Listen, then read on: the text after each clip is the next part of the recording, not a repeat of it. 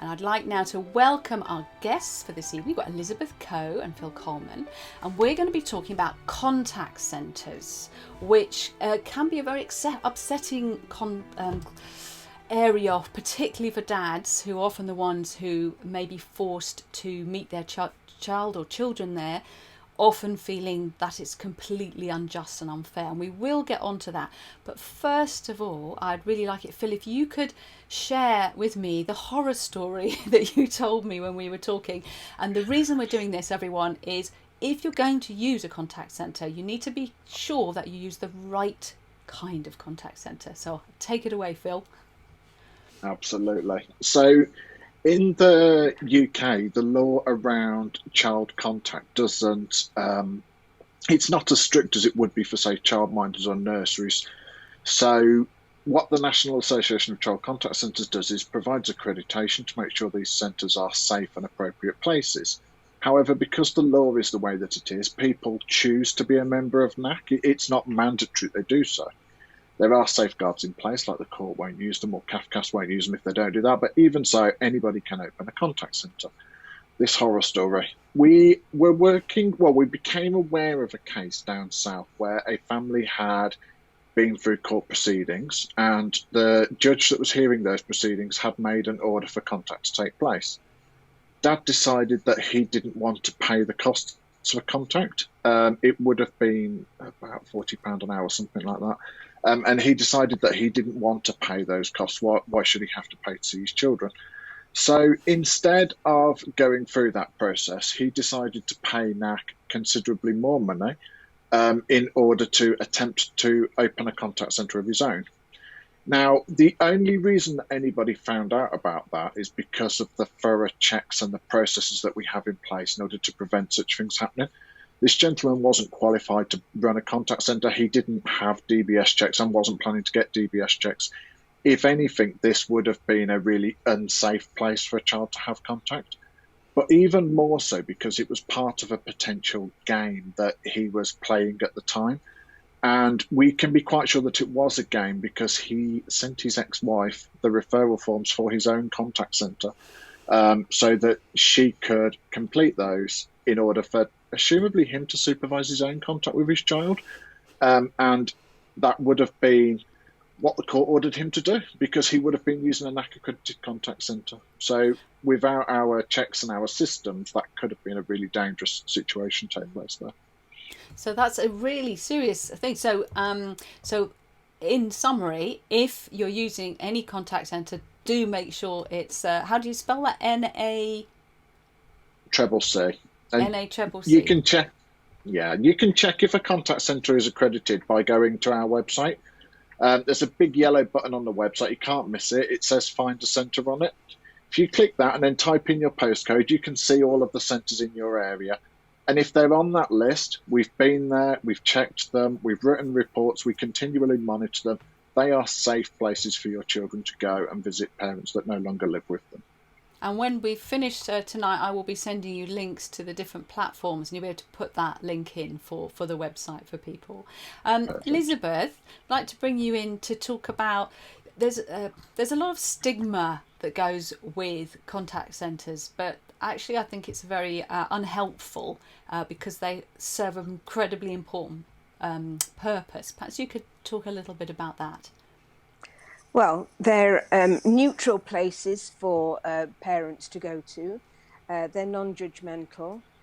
They don't take sides for either parent, so they don't really want to hear blaming of each of the parents. They want to be able to provide a neutral, safe, happy environment for a child.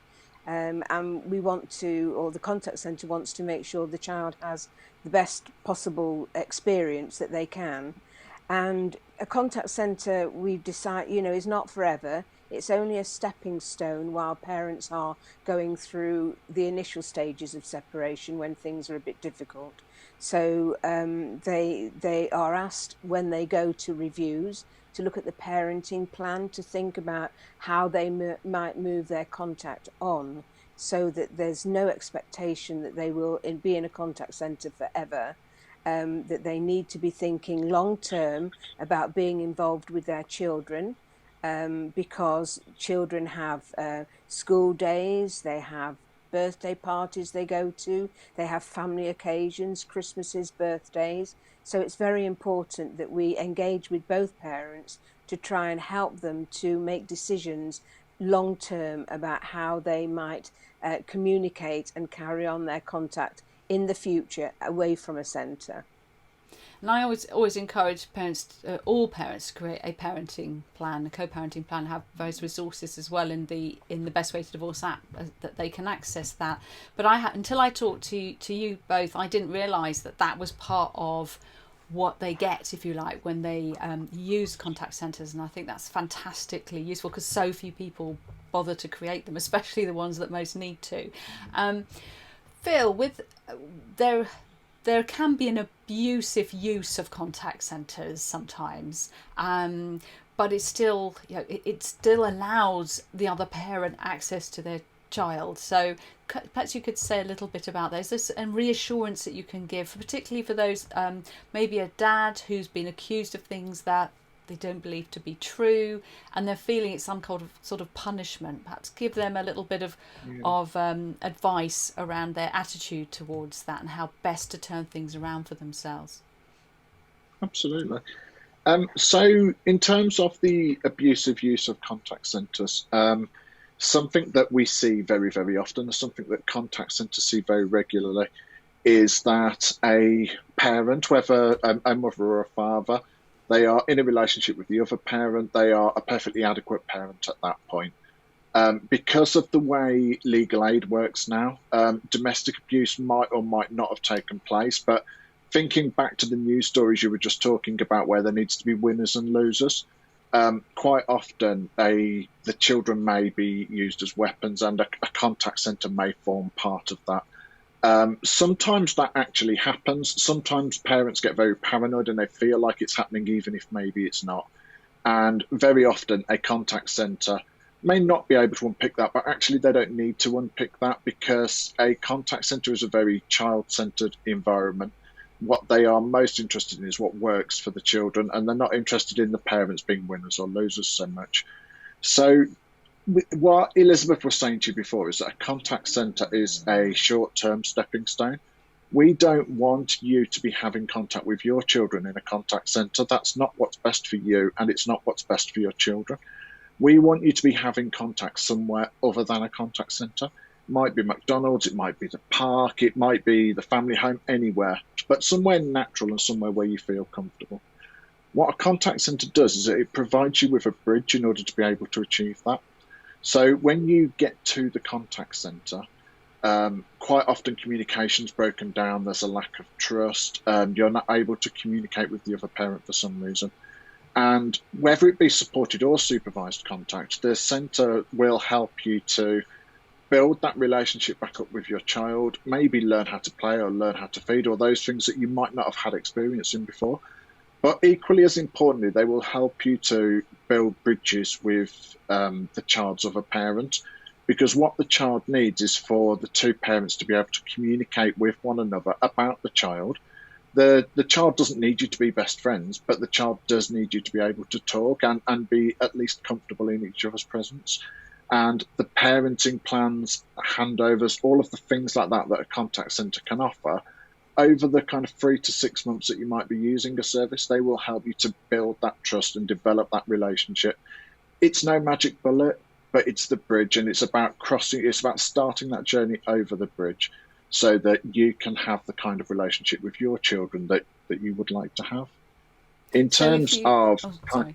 I was just going to say, so for a parent who maybe it's for example their father who's feeling aggrieved that they've got to go through this whole rigmarole, actually it could be the best thing that ever happened to them, because if they're not communicating well with the other parent, this is going to help them not just communicate well, but also what I was hearing, help them with the parenting, because if they've not spent time, maybe they're quite young children, they've been working all the time, they've got a new skill set to learn, and if they've got a co-parent who's not helping them with that at all, in what ways can perhaps Elizabeth, you could illustrate a little bit in what ways that perhaps nervous dad who's got these kids and they're in this difficult environment, how can it be made easier for them to communicate and support the children if they haven't got got that skill set at the moment? Well, they volunteers in the contact centres will help them to some degree.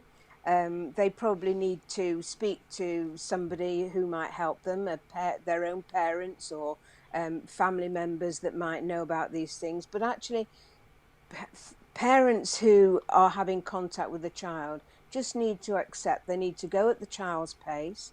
They need to know that, yes, they don't want to be at a contact centre, but they need to think about what the end game is. And the end game is to ensure that they have a good relationship with that child long term, and that needs to be built up following the separation of the parents.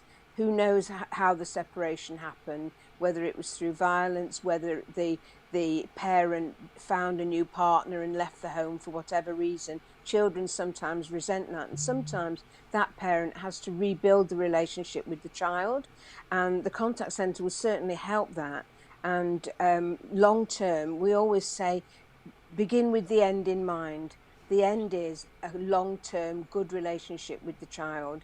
And sometimes you have to sacrifice and say, oh, this isn't fair, that isn't fair. Why should I have to go to a contact centre? Why should I have to pay to do this or that? Actually, what is it you want? Do you want a good long-term relationship with that child? Because that might mean that you've got to build up to that. And yes, it might feel unfair at the moment, but actually, just think about what the end game is. That's great advice. And just to finish, I mean, are there, for example, if you've got young children, are there toys there? You know, for those who've never been to one, perhaps you can both give a little bit of an idea, each of you, what to expect. Come on, Phil, you go. So in a contact centre, there's two different types. There's supervised and supported. Typically at a supervised contact centre, you will have a room of your own. The toys and the equipment in that room will be appropriate for the age of your child or children, and you will be invited to bring other toys or activities that you know your children might enjoy so that you can do things with them. It's usually perfectly okay to have birthday parties, for example, and do all sorts of other things in a contact session that you might miss if your children aren't living with you.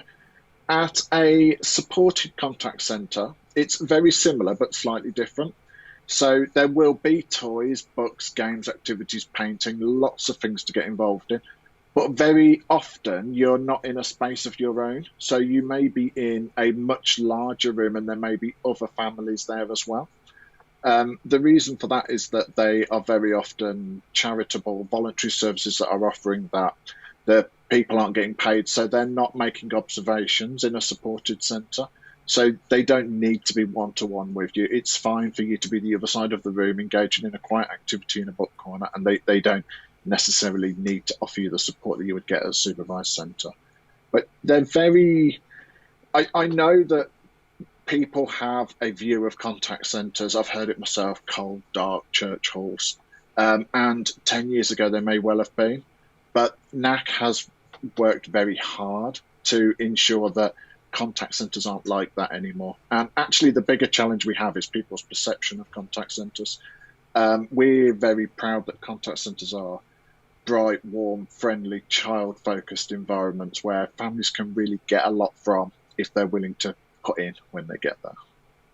Brilliant. And Elizabeth, just to finish with, if a parent is having trouble accessing their children, and they go, okay, at least let me see them in a contact centre, that kind of combusts some of the excuses possibly of the other parent.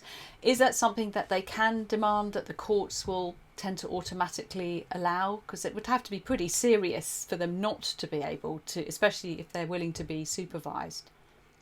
Well, they can, if they need to be supervised, then they would go to a specific supervised contact centre, and the court would actually suggest that. But any parent can ring up any contact centre and arrange to go, and would communicate with the other parent and say, I would like to go to a contact centre, I would like to go to that contact centre. Are you happy for that? And then the person, the non-resident parent, could ring up the contact centre and arrange for a visit to the contact centre, talk about it, and then the contact centre will talk to the resident parent and ask them to come to the contact centre and talk about it and bring the children in to have a look at it, so that everybody knows what they'll be doing. They can also look on our website. Our website has a lot of information for children and parents about the use of contact centres, and what each contact centre offers, whether it's supervised, supported, handovers, and whether it costs money or not. And most contact centres that people put their addresses in, they will show how many contact centres are within 20-mile radius of where they live. Fabulous. That's great. Thank you so much for coming on the show, and you'll be sticking some links in, won't you, a bit later on for people to access them. I hope to get you back again soon. Bye for now. Okay. Thank you. Bye.